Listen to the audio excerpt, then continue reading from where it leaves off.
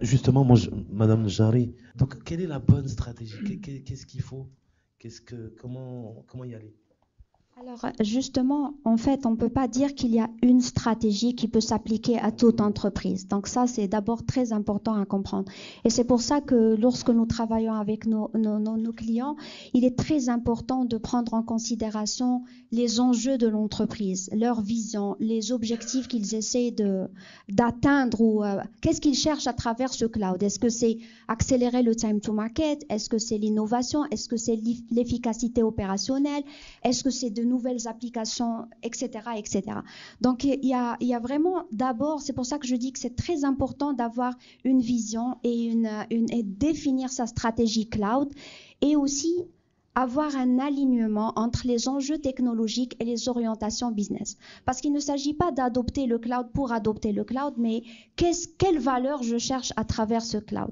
Donc justement, à travers le conseil, c'est quoi ce conseil? Justement, la première phase, parce que le cloud, c'est un parcours. Il faut le considérer comme un test and learn. C'est un parcours itératif, agile. Je commence par certains services, certaines solutions, et ensuite j'adopte d'autres, etc. Plus je prends confiance, plus voilà.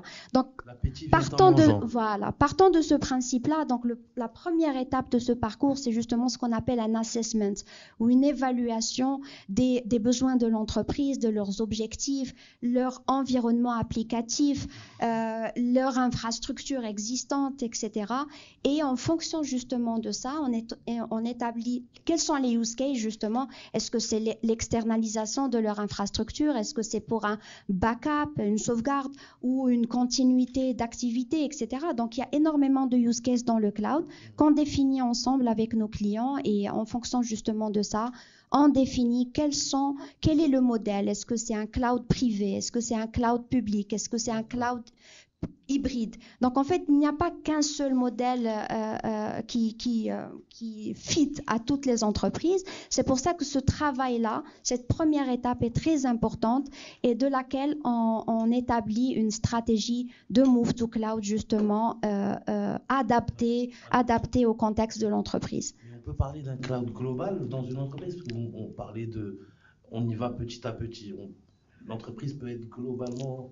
Je ne sais pas, est-ce qu'on peut utiliser le terme cloudé ou là, je ne sais pas, j'invente un terme. Alors justement, c'est-à-dire arriver à l'étape ultime où je suis une cloud native entreprise, une cloud first entreprise, on n'y est pas encore. C'est-à-dire que maintenant, on est au stade où justement, on voit de plus en plus d'entreprises qui prennent conscience de l'importance d'externaliser leur infrastructure pour justement bénéficier d'infrastructures en l'état de l'art ou confier leur infrastructure à un cloud service provider pour justement être plus agile et bénéficier de toutes les solutions de sécurité, voilà.